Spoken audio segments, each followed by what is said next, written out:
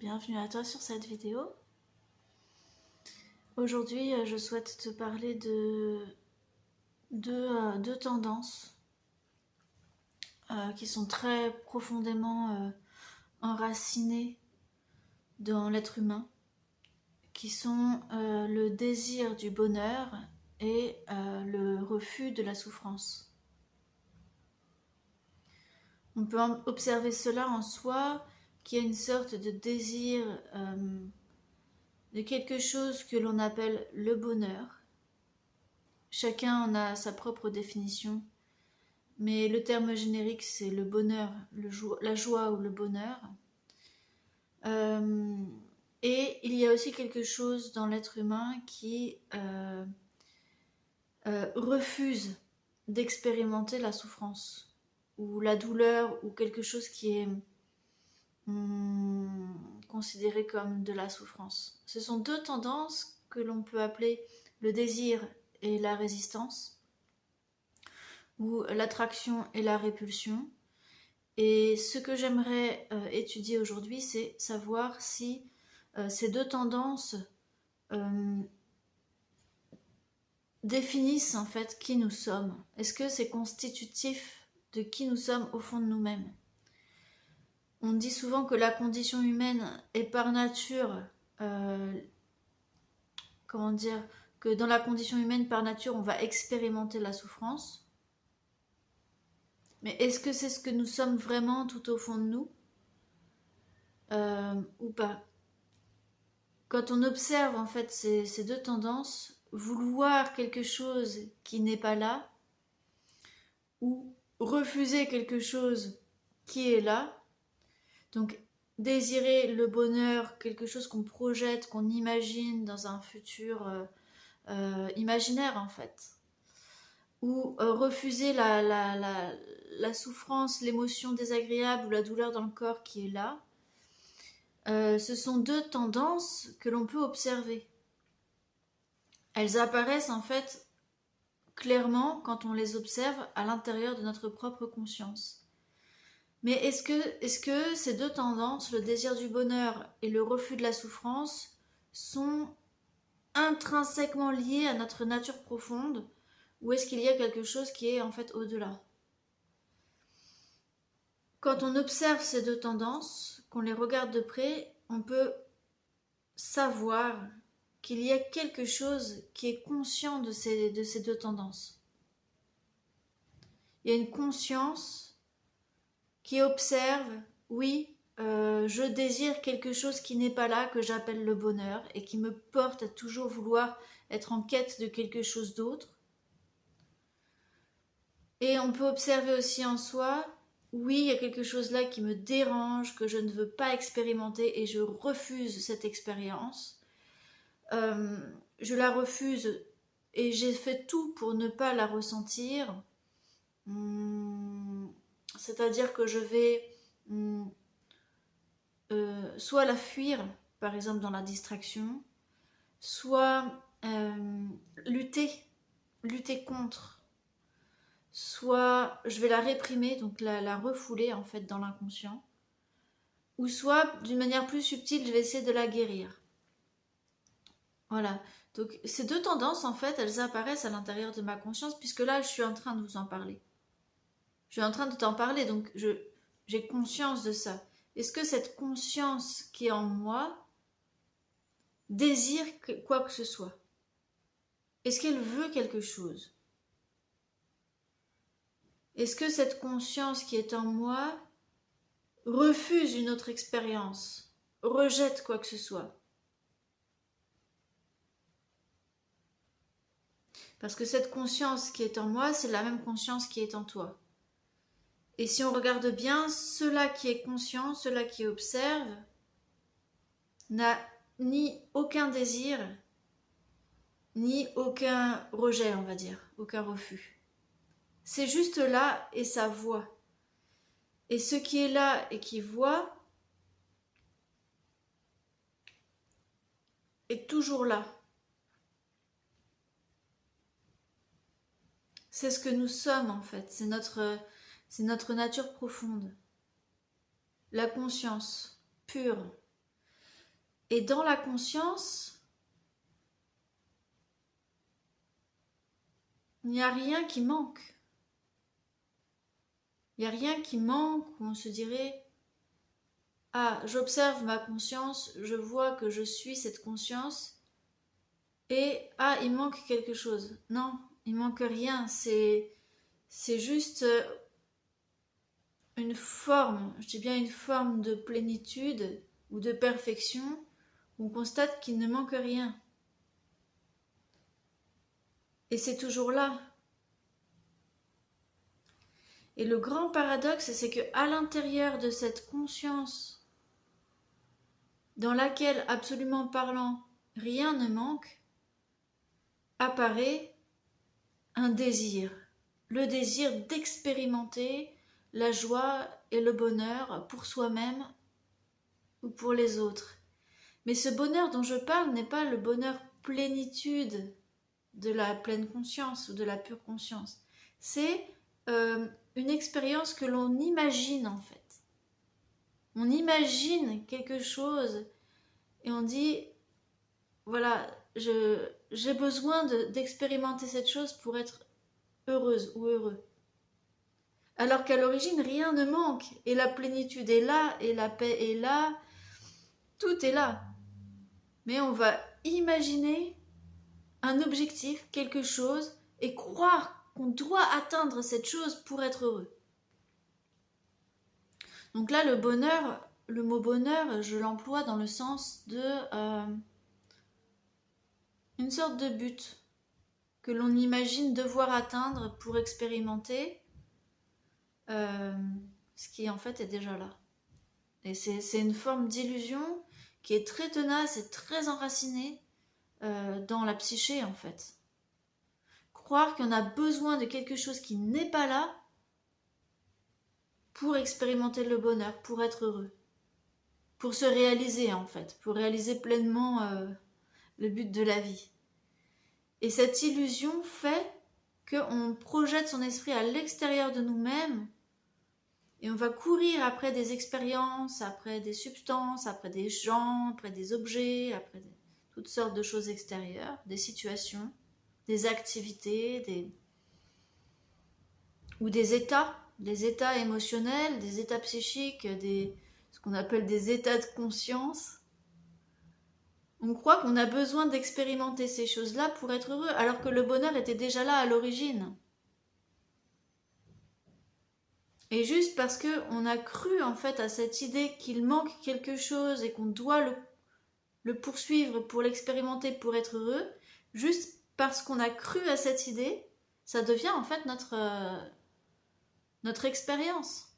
Et on court.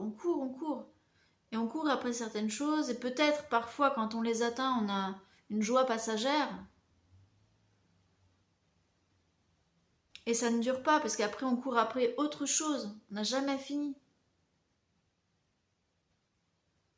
On court après une illusion en fait. L'illusion d'un bonheur qui en fait c'est la négation. En fait, c'est très étrange, c'est très paradoxal, mais on est en train de nier que tout est déjà là, en fait, qu'on a déjà tout pour être heureux, que tout est déjà en nous, que ce que nous sommes est déjà accompli, déjà parfait. Et on court après quelque chose. Donc ça, c'est le désir du bonheur, cette première tendance.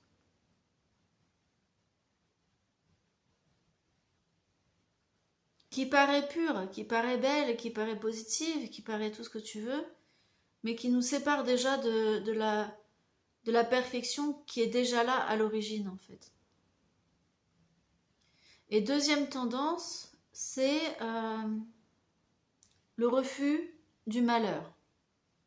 Le refus du malheur. Le malheur, je le prends dans un sens très large.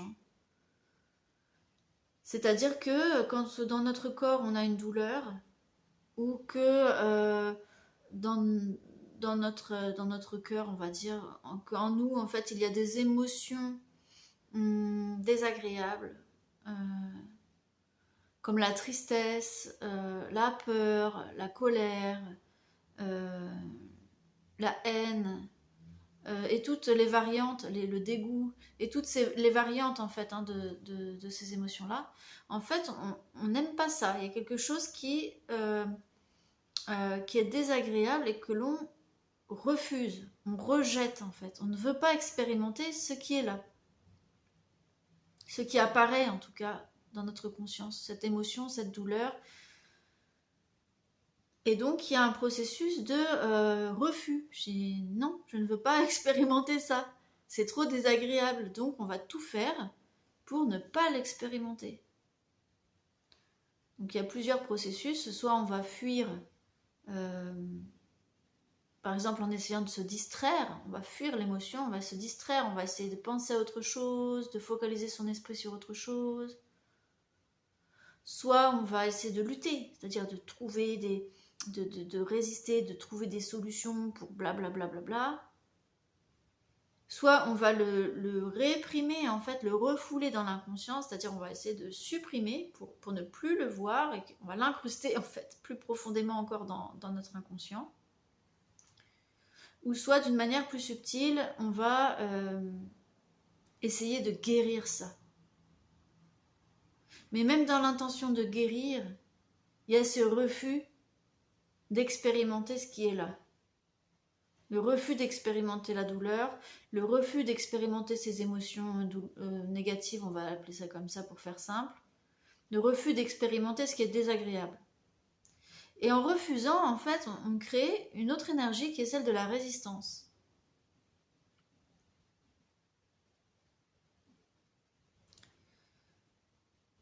Donc dans un cas comme dans l'autre, ces deux tendances vont créer la souffrance. Parce qu'on désire quelque chose qui n'est pas là, donc on crée le sentiment du manque, on croit que le bonheur n'est pas présent,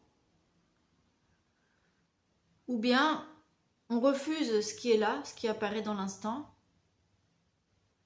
et on affirme que la réalité n'est pas telle qu'elle devrait être. Et dans un cas comme dans l'autre, on n'est pas pleinement présent à ce qui est toujours là, qui est notre propre conscience, qui est notre plénitude en fait, notre paix.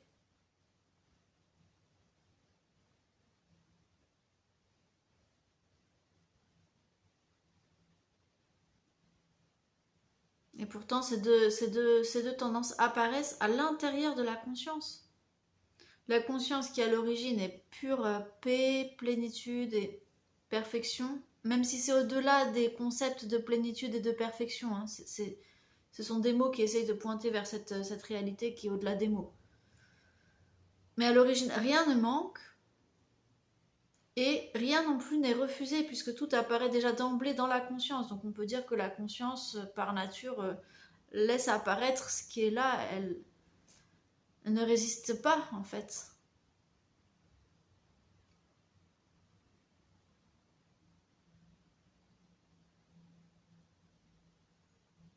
Donc une fois que ces deux tendances sont reconnues, on voit en fait que c'est une forme d'illusion, que courir après un bonheur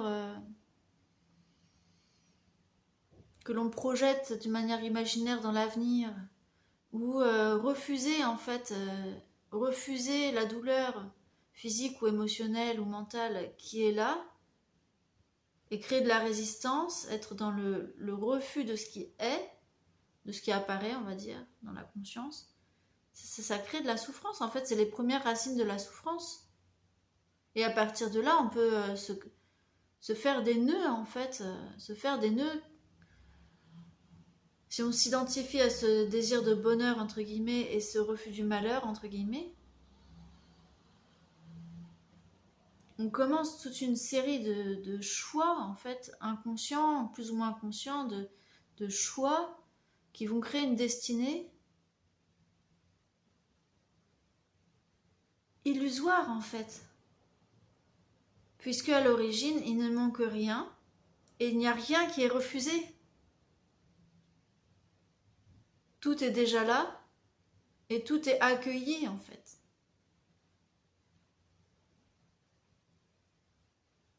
En observant vraiment de près ces deux tendances égoïques, hein, ça c'est des tendances de l'ego, en les regardant de près, Et seulement en les observant vraiment sans s'identifier à ces deux tendances, il est possible de s'en libérer. S'en libérer, ça ne veut pas dire les supprimer, ça ne veut pas dire les rejeter, ça veut juste dire les voir pour ce qu'elles sont. Les voir comme des tendances vraiment très enracinées dans la psyché humaine, mais qui sont illusoires en fait, et qui sont les racines même de la souffrance. Et en observant cela, on peut constater que ceux qui observent avec détachement, c'est-à-dire la conscience elle-même, n'est pas engluée en fait dans ces tendances-là. Elle est pure en fait. Ça ne la touche pas. Le désir de bonheur qui apparaît en surface dans la vie manifestée, on va dire, et le refus du malheur qui apparaît aussi, ce sont comme des objets en fait. Des objets pour la conscience qui, elle, reste en fait pure et détachée. Et dans cette conscience pure et détachée que nous sommes déjà, depuis l'origine, maintenant et pour toujours, il n'y a rien qui manque. Et il n'y a rien non plus qui est rejeté.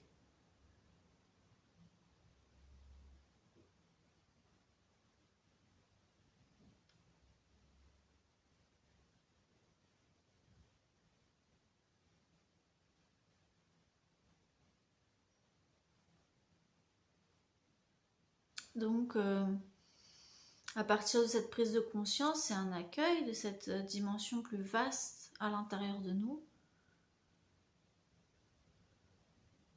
Un accueil de cette plénitude.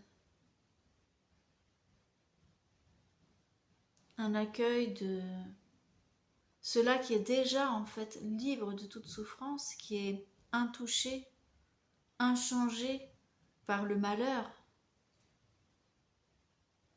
qui est immuable, toujours présent,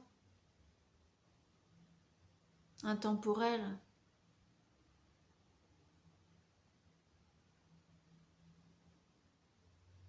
C'est un accueil de cette dimension comme étant ce que nous sommes depuis l'origine.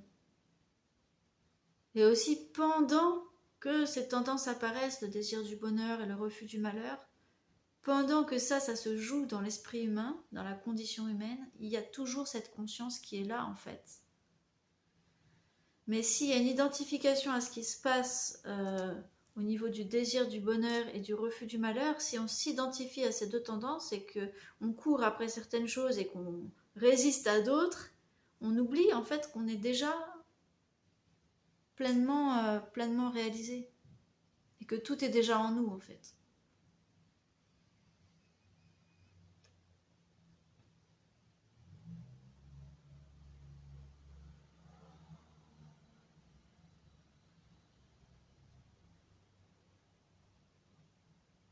Et je pense que pour se libérer de ces tendances, on a juste besoin de les observer pour ce qu'elles sont.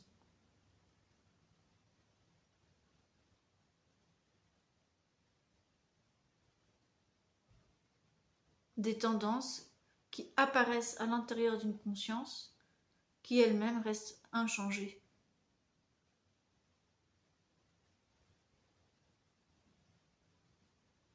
Et l'identité,